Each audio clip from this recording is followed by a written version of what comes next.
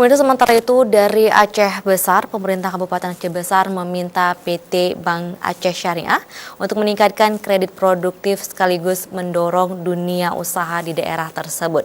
Pasalnya, bank berplat merah tersebut selama ini lebih banyak menyalurkan kredit konsumtif. Pemegang saham Bank Aceh Syariah Canto sekaligus Bupati Aceh Besar Insinyur Muardi Ali berharap bank milik daerah itu berperan mendorong pertumbuhan usaha mikro kecil menengah melalui pinjaman modal untuk bisnis.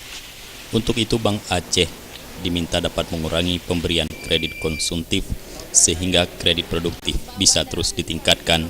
Selain itu Muardi Ali mengatakan Bank Aceh Syariah selama ini telah berupaya melakukan aksi korporasi seperti menjalin kemitraan dengan pihak ketiga untuk memperkuat kinerja, serta terus memperkuat pelayanan berbasis elektronik banking. Dengan berbagai terobosan itu diharapkan target kredit produktif bisa tercapai dan kinerja perbankan terus tumbuh. Menurutnya pemerintah daerah Kabupaten Aceh Besar telah berkomitmen mendorong tumbuhnya perekonomian masyarakat dengan memperbanyak usaha kecil dan menengah. Untuk itu diharapkan adanya dukungan dari pihak perbankan khususnya Bank Aceh.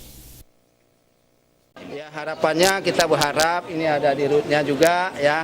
Kita berharap bahwa memang kita bisa membuat adanya pinjaman kredit yang sifatnya lebih produktif ya, yang konsumtif nanti dihentikan sebentar dulu. Seperti misalnya buat rumah, beli mobil, beli apa kendaraan, itu jangan seperti itu kreditnya. Kreditnya bisa untuk usaha kecil, usaha mikro ya, untuk mempercepat perkembangan ekonomi seperti itu. Selain Bank Aceh, dunia perbankan lainnya yang bergerak di Kabupaten Aceh Besar juga diharapkan dapat mendukung pertumbuhan dunia usaha dengan mengucurkan kredit usaha rakyat.